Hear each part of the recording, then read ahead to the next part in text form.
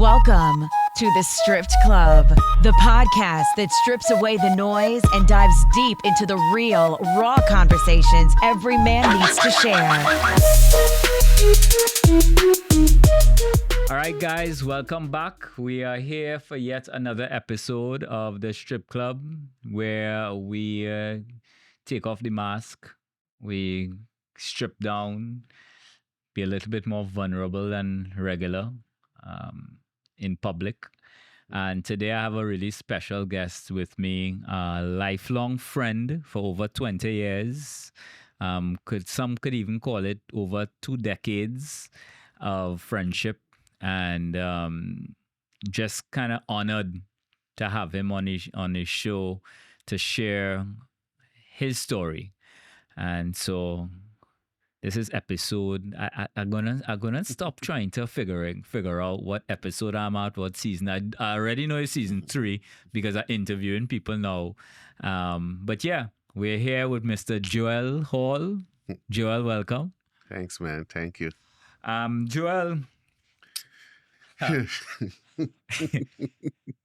Mr. Joel Hall. I've known you for 20 years plus. Yeah. But for those listening today, and I'm proud to say I have some people listening that we don't know, right? Introduce yourself now. Tell the people a little bit about yourself. About me. Born and grew up in Trinidad, Trinity the Bone. as always. And one of my, how can I put it? One of the people that kind of mold who I am today was the person that sang the song Trinity the Bone, Nice. Mr. David Michael Rudder, because I grew up under him being part of Charlie's Roots. So Joel has a real history in entertainment. Yeah. The entertainment business, you know. This is my go-to person for music, light, sound, action, anything entertainment. This is who you're gonna see me rolling with, right? So big up Joel. But he definitely has some roots in Trinidad and in music. So what else? Let me see. I moved to the US at 20? Went to LA for my buddy's Roger George wedding and came back to Miami. Back then, we had a club in Kendall called Lime Key. And Taking it back. Yeah, my brother was head of security. My old boss from Trinidad, Colin Moutet, was running the club. I used to DJ for him in Pelican. And he's good. like... Pelican. That's what my father used to go to Pelican. What? He was like, yo, we're going back to Trinidad to do. Stay here, run the system in the club, DJ in the club. Go back to Trinidad to do what? I was like, man, Charlie's Roots. He said, you can meet Charlie's Roots anywhere. Yeah. And he basically talked me into staying in the US. And I stayed. I worked Lime Key. When Lime Key closed down, we moved the Saturday night with Waggy T to Cameo on South Beach. Then I started rolling with DJ Epps and 210 Jack. Big up Epps and 210 every time. All of us was living in Kendall. Yeah. And we started doing Night Breeders Friday night on South Beach, and then doing Liquids and Glam Slam, Fat Black Pussycat on a Monday. Black on a Monday. Yeah. That was my time. Now you're getting into my era in the US. And then Cool G and myself, we started doing Urban Black Professional First Fridays. We started at the Miami Airport Marriott, and within 2 months, Urban Black Professionals for Friday, First Friday, outgrew the Airport Marriott that we moved to Fountain Blue and Eden Rock and South Beach. And just picture 2,000 plus Black professionals, jacket and tie, no hat, no sneakers, no jeans, no T-shirt. Impossible for that to happen back in the day, you know. Over 2,000 Black professionals every first Friday. Nice. Packed inside of the Eden Rock, packed inside of the Fountain Blue, because they used to go between the both hotels. And I'll never forget the Friday night. I introduced soca to First Fridays. And it was a packed Friday night. And I'm DJing and I'm watching this tall figure walking from the back of the ballroom, coming to the front and walk up on the stage. I was like, yo, I need to talk to you guys. When I looked up, it was Alonzo Morning. He had just opened Onyx on South Beach. Onyx. And he told Cool G and myself, yo, you guys need to come see me Monday. Give us the address to the club. We went. He's like, this is all your home now. Nice. And we end up being the house DJs for Onyx up until Onyx closed down. So these are the stories. You see, I knew some of it, Yeah. but I didn't know all of this of morning and evening and nighttime and all of these things you're talking about. But now, Joel, this episode, I want to be very clear. Go ahead. All right? Mm-hmm. Disclaimer for anyone who's listening or watching. This is not about pointing fingers Yeah. and blaming anyone for anything, right? This is a platform for us to share stories, to connect with other men, and for the women that are watching it, for them to get a better understanding of what we as men go through, right? It's about transparency, it's about healing, right? So that being said, where are you in life today?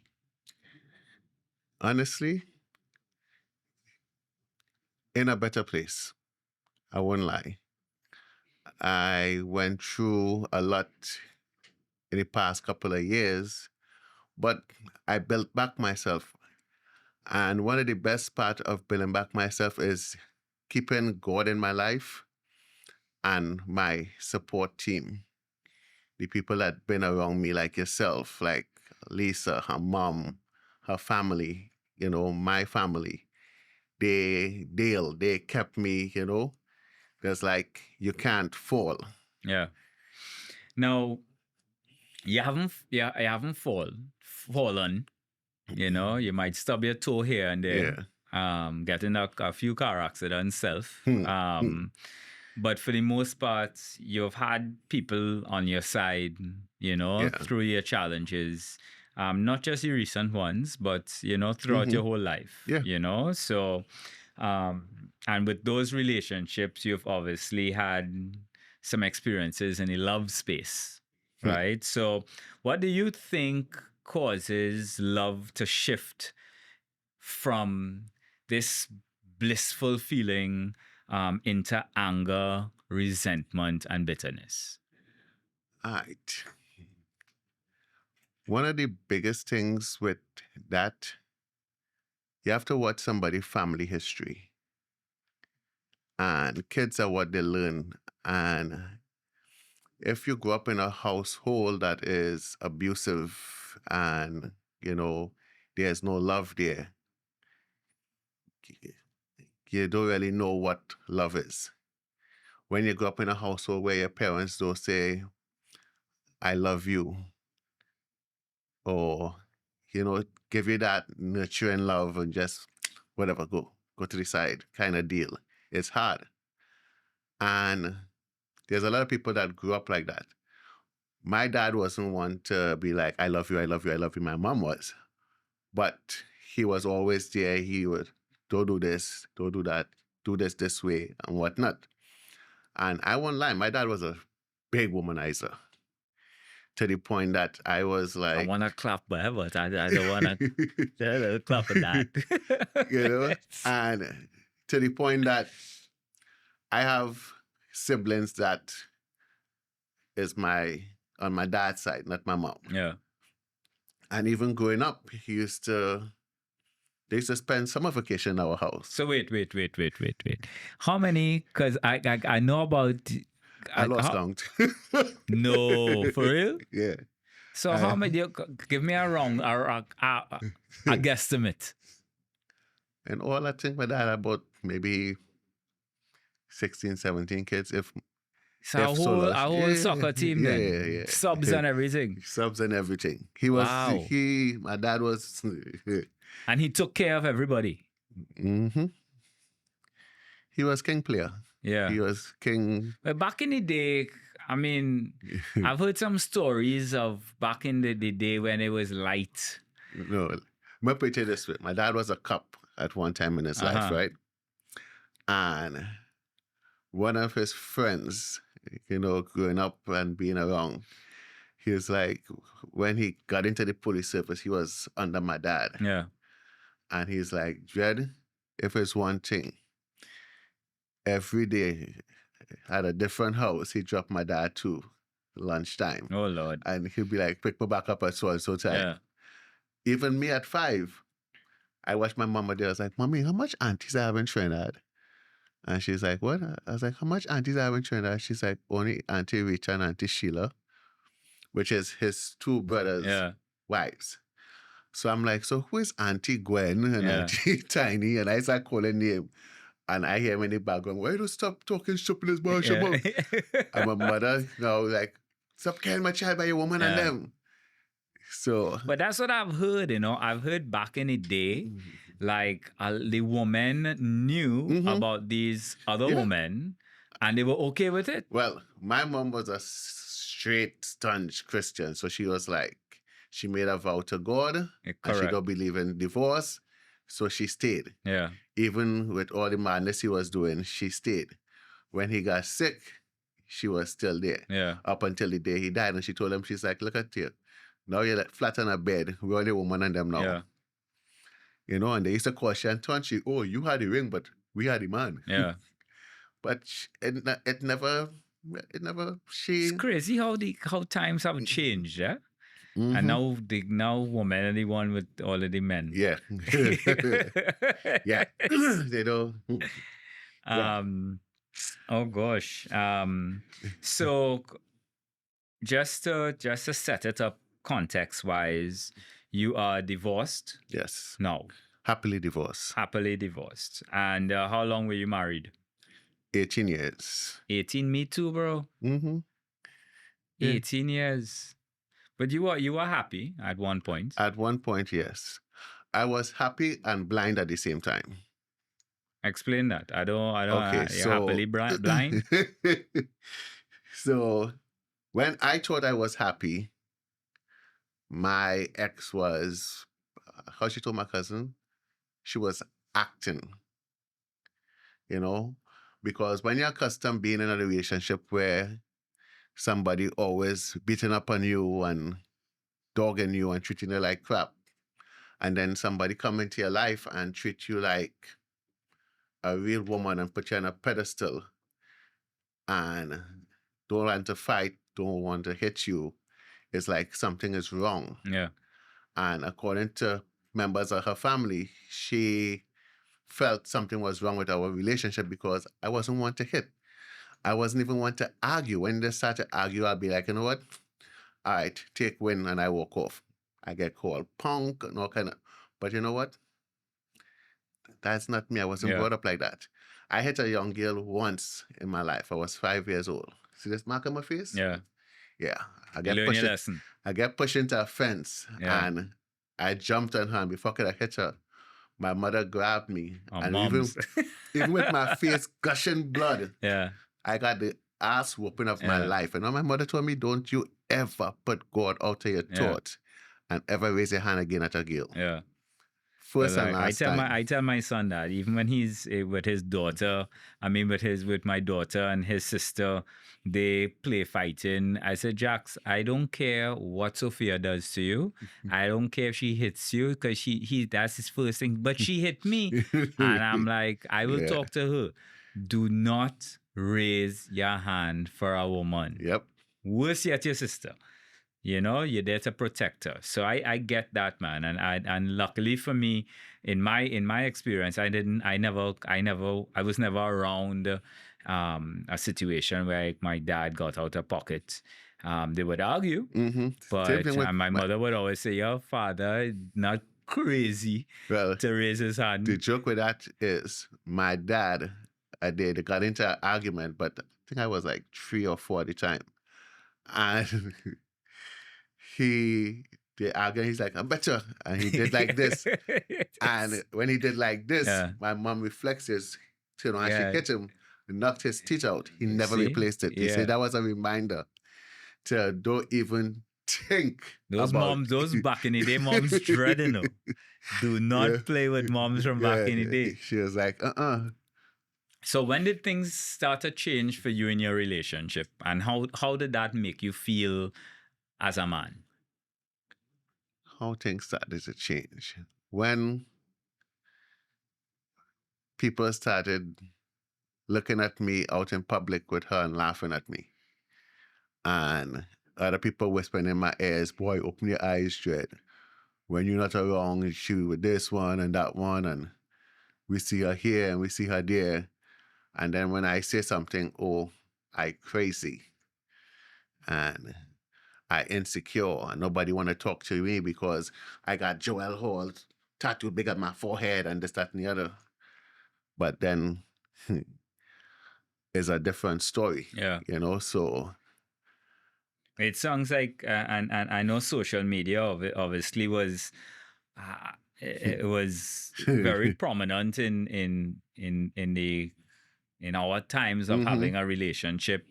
I remember when you couldn't go out without people taking pictures, and it end up online. So your story was being told at one point for you and not by you. Yeah. Right? How did that play out? How did that make you feel as a man? How can I put it? At first it was bothering me, and then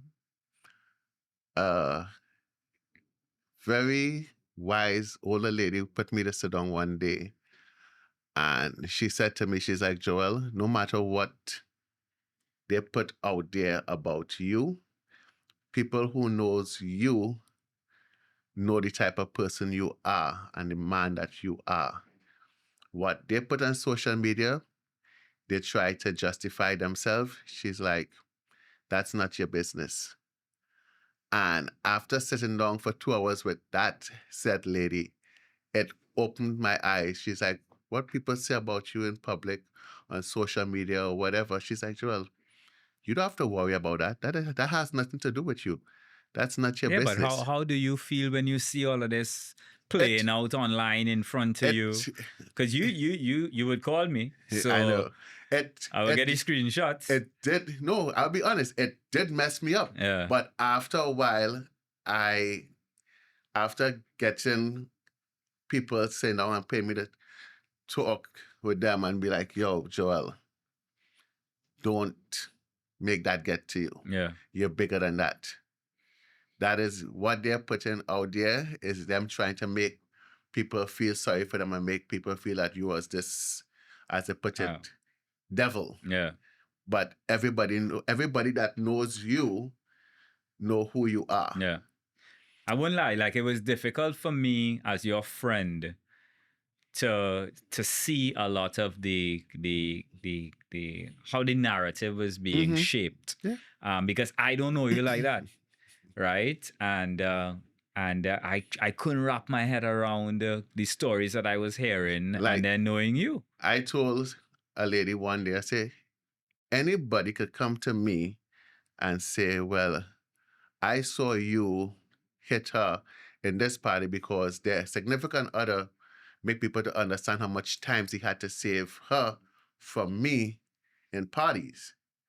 And I'm like, what are you all talking about? Yeah. Right?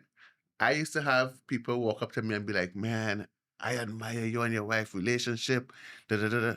Women and all be like, one thing I like about you, Joel, I said, what's that? When I see you out with your wife and I see you out by yourself, you're the same person.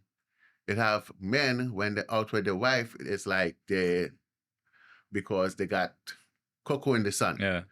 I never had no cocoa in the sun. Well, you gotta explain, because I have some American viewers. When you cocoa in the sun. What does that mean, Joel? when you have things hide in the closet. Uh-huh. They say when the darkness come to the light. Yeah.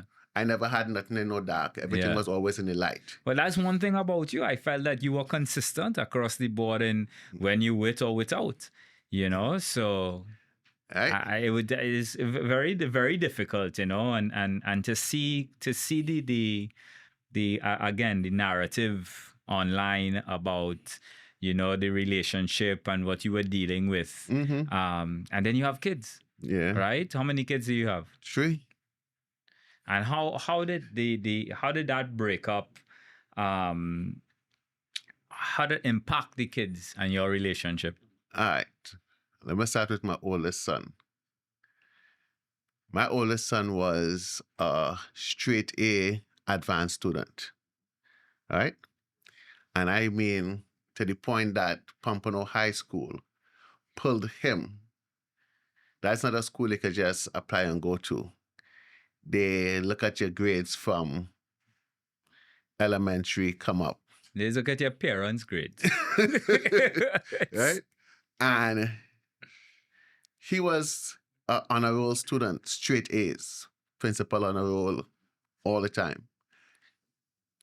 He ended up in Pompano, and his mother did some stuff, was on a phone call, had the phone on speaker, and she and another party going back and forth on the phone. And the lady said some stuff. My son heard it. And within a month, his grades went from A's and just keep dropping to F. And I stopped her one day. It's like, this stuff affecting Jaden.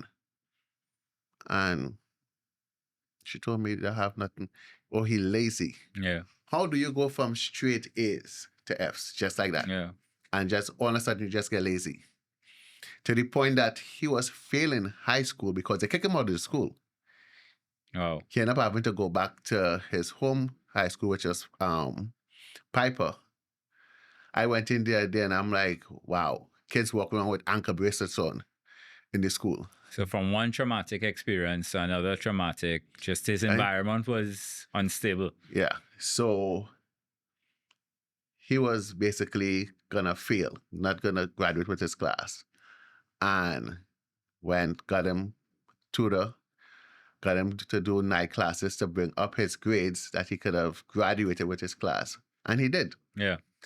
The best part about that was I didn't even get to go to his graduation. Jaden, when it's a graduation, asked him where it was because I knew the date. I was like, where's the graduation and what time? He don't know. And my ticket was given to somebody else to go. Yeah. And nobody knew how much that hurt me. Well, now they know. That, man, to know that you nurture a child from baby, cut his umbilical cord, and get him all the way to high school and to graduate high school, and was never there for his graduation. Yeah. And now it's like he watched me like he could beat me. Yeah. No respect. Don't But speak he to can't me. beat you, but he I know, he have that, he's yeah. ambition. He Yeah. is ambitious enough to feel that he can. Yeah.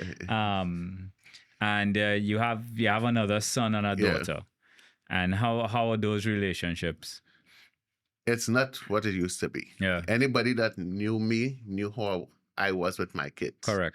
And my kids still are my everything, but I am a true old school West Indian parent where I am not going to sit down and allow my kids to feel they could disrespect me and talk to me anyhow they want. There's a boundary as a parent, and there's a line that kids not supposed to cross. And when you think you could cross that line and speak to me anyhow you want and talk down to me, no, I'm not doing it. So what's the hardest part of you being separated from the kids? What's the hardest part for you having to deal with that? Missing out on everything now with them growing up in life. The early stages, I was there for everything. My daughter turned 16. I sat down waiting. She was her. 16 years old? No, she's 17 now. When she turned 16, we made plans to go out. And I'm here sitting waiting and texting. And the thing is, my phone number, I realize, is blocked until something is needed. And I am texting, calling. And then 11 o'clock the night, I get a text, oh, I forgot I had a hair appointment and I just finished. So going through all of these things, your ups, your downs, how has that shaped your current perspective on fatherhood? You had to fight hard, but it's hard to fight a fight where the other party have other people fighting with them to fight you down and push you away from your kids. Plenty fighting, boy. Yeah, it's a lot. Yeah. People who I used to consider as family, like a sister, and do stuff for, basically sat down in a courtroom to put me in jail for something I didn't do. Yeah. Right? And it's like, are you serious? You could have picked up the phone and come in and say, hey, and Joel gone. Joel Correct. do this. And That's facts. I'm sitting and watching like, I remember that was a problem though. The fact that you did want to help everyone. I know. You know? That's like I told Mr. Winchester after the other day we talking. That's my mother in me.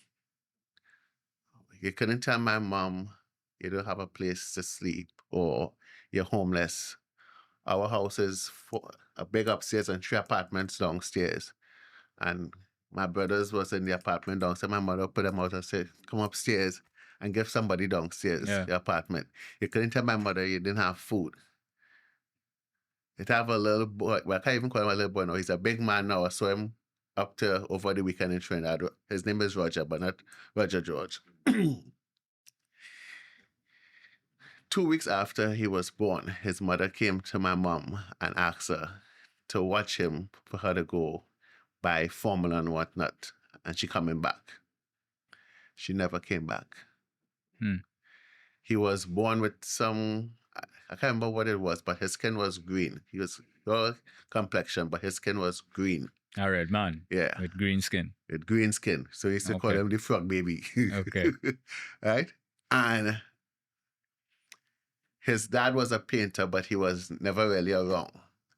And my mother raised that little boy from a baby, put him through primary school, through secondary school, and until he dropped out of school.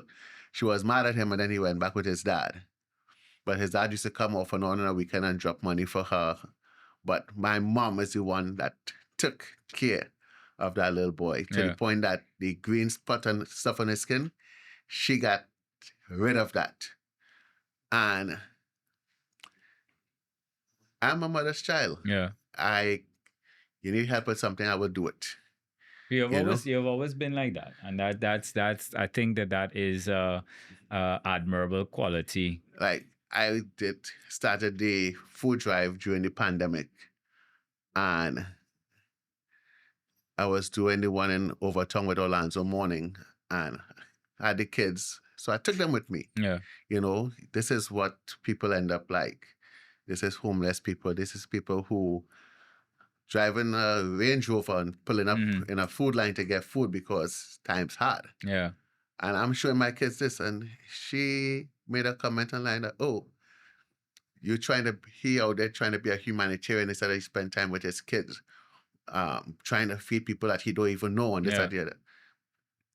Come on, are you serious? Yeah. The blessings of a parent falls back on the children.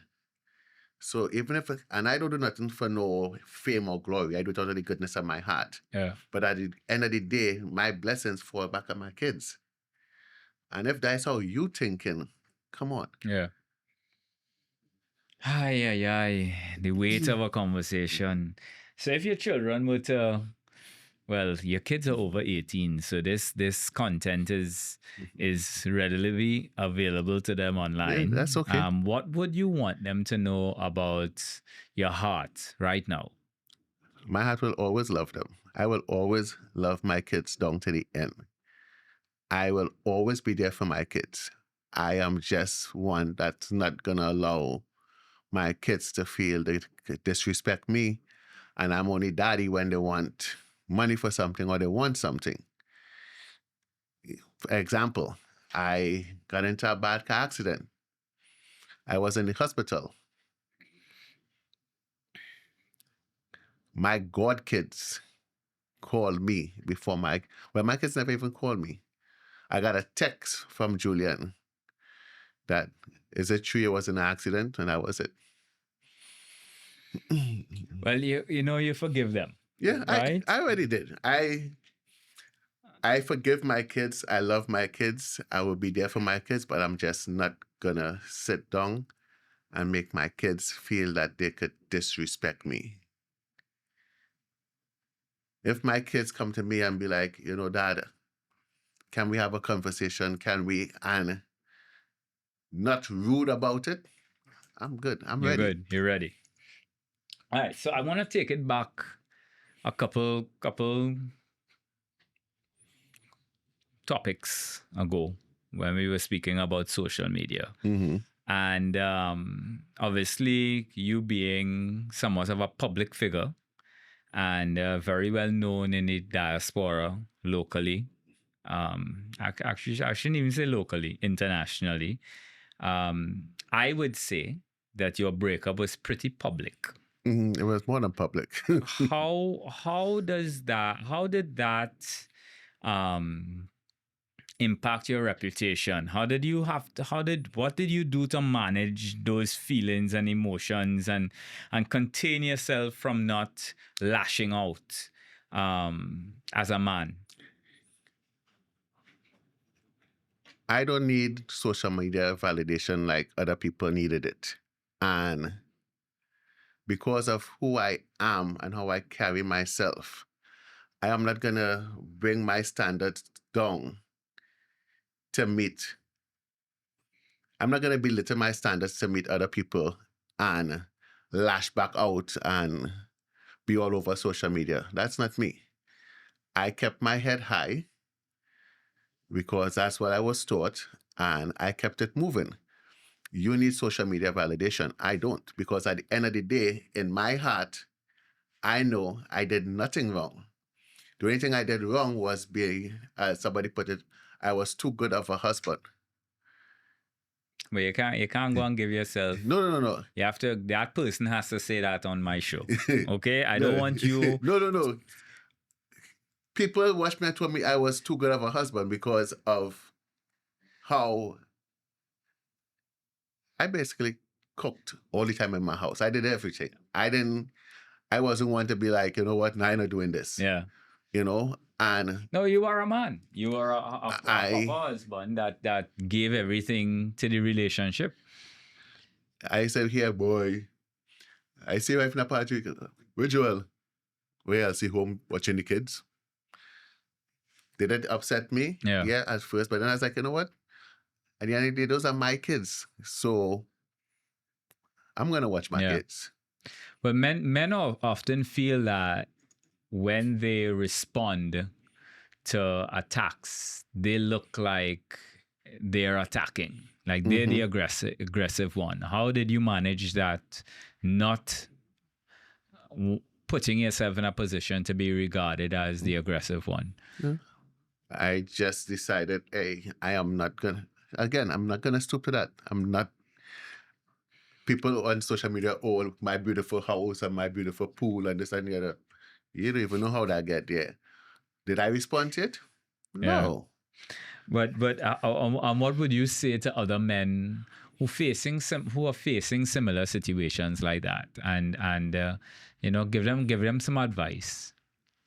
Keep God in your life and keep your head high. Don't let nobody feel that. At the end of the day, nobody better than nobody. All of us going through the same struggles. Some struggles might be easier than others, but at the end of the day, you're a man, and yes, life is hard, relationships is hard, but you keep your head up and you keep God in your life and you keep it moving. You stay positive. positive vibe, positive energy, positive people around you. Anything negative around you, get rid of it. Looking past your own situation, a lot of men, um, they face bitterness in dealing with an ex, right? Public humiliation, you name it. And how do you deal with that? Public humiliation, Yeah. it doesn't faze me. And why do you think it's so common when when you have a bitter partner, that they take that route? I think both men and women. Because some people need, again, validation. One, some people are narcissists. So with me, public humiliation, I get called abuser, rapist, child abuser. I know in my heart, I was none of the above. I did none of the above. So Because you still go out. yeah, I'm out and about. Yes, that you are, Mr. Hall. I'm internationally renowned. So I don't, Yes. that don't faze me. Yes. Big up Tory. People I get called all kind of stuff. Yeah. But how my boy say? Brush it Yeah. off. All right. So what have you personally learned about bitterness? Not just your ex, but your own bitterness. What have you learned from both sides? Take that bitterness and sweeten it and make juice. Okay. Take your lemons and make lemonade. How you mean? All right.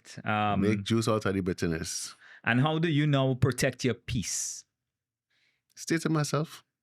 I have a very unique small circle that is all positive people around me, and that's what I stay with.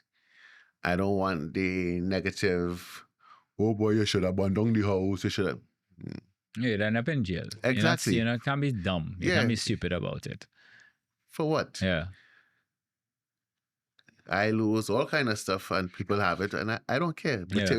Material things never bothered me. Yeah. And it will never bother me. I work hard on remodeling a house and then get put out. Hey, I'll buy back the next one. Yeah. He didn't want you to do it again, right? Exactly. What mindset shifts have you incorporated into your life, having gone through the challenges that you have gone through, to get you to this solid space that you're in now? Stay positive. And one of the other things is, you don't take one bad experience and make it control your life. I would never treat a woman like crap because of what I went through. And be like, no, I'm going to dog this one and dog. No. You be yourself. You continue being who you are. Who people know you to be, you continue being that person. Not because somebody else did whatever, you're going to say, you know what? I'm going to dog this one, or I'm going to do this one, this. No. You just stay on your part and be you. Yeah. And I guess that's that man. That's the message that you would have for men who are going through the same. Yeah. Be that man that you always was. Don't make a woman make you change who you are. Be that man that you are. Okay. And even be a bigger man than you was before. Yeah. You grow from it. You learn from your mistakes. Okay. And looking back, as you talk about learning from your mistakes, what's the biggest lesson of that chapter that you were able to take? What's somebody's family history? Well, yeah, definitely. What's somebody's family history? Yeah. And I used to tell my mom growing up, I would never put my wife or girlfriend through what my dad put her through. So instead of I staying on that path that he was on, I was like, you know what? I'm not gonna carry on the mantle. I'm gonna, take a different path. And that's what I was living by. But some people is like, instead of try to change the path and be like, nah, I don't want to go down that road. Yeah. They go down the road. And it's like, you're accustomed to wanting and something else come. And they say, you know what, this is better. Let me deal with this. No, they still want that. They want the comfort. They want what they're familiar with. Yeah. It's the easier way to go through life. Yeah, but sometimes it's not the good way. And most times it's not a good way. But you can lead a camel to the water, you just can't make them drink. So, well, and to your kids, if they were to receive a message from watching this episode, what would that message be? I will always love them, and I'll always be their father. And when you think about healing versus hardening, for what do you want men listening today to take away from it?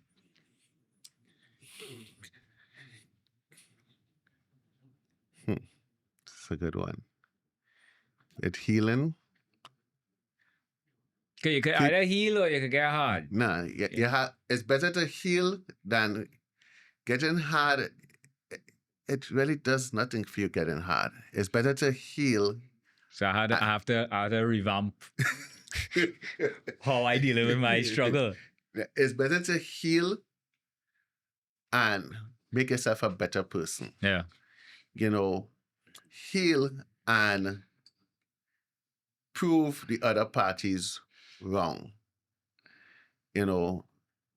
Make them watch and be like, damn, I really messed up. Yeah.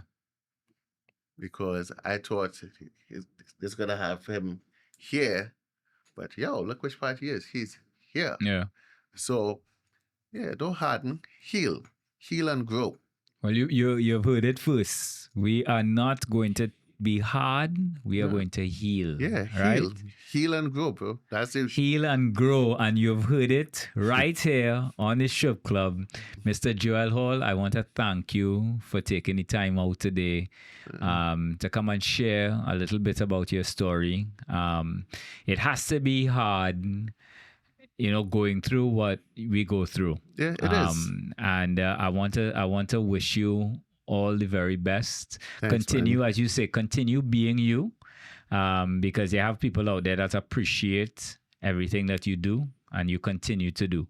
Very selfless, and I am proud to call you a dear friend. So same here, bro. Thank you very much for coming out today. No problem, man. I got you. And that's it for today's conversation. I hope I gave you something real to think about. Here at the Strip Club, we're not about pretending. We're not about putting on a mask. It really is about honesty, healing, and growth. And in this episode, if this episode spoke to you, do me a favor. Share it with another brother, a friend, anyone who needs to hear this message. And if you haven't already, make sure you subscribe. I'm asking you this after everything. So don't miss the next one. Thank you for showing up. Thank you for listening. And thank you for being part of this community. And as always, as I always close, stay stripped.